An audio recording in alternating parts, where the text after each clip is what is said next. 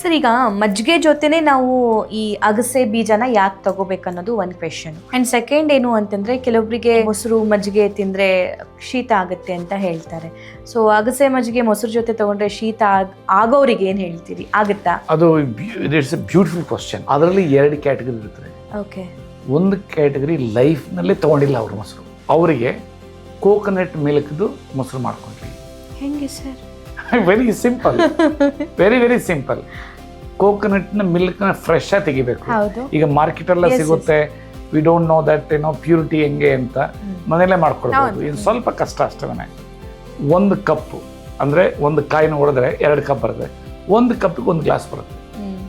First ಅದನ್ನು ತುರಿಬೇಕು, ಮಿಕ್ಸಿನಲ್ಲಿ ಹಾಕಬೇಕು, ನೀರು ಹಾಕಬೇಕು, ಒಂದು ಅರ್ಧ, ಅದು ಎಷ್ಟಿದೆ ಕ್ವಾಂಟಿಟಿ ಅರ್ಧ ಚರ್ನ್ ಮಾಡಬೇಕು.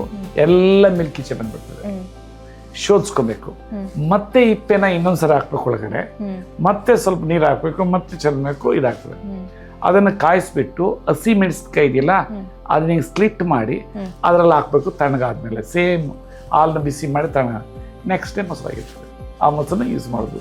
V gone 100%. ಒಳ್ಳೆ, ಇಟ್ಸ್ ವೆರಿ ಹೆಲ್ತಿ ಫುಡ್.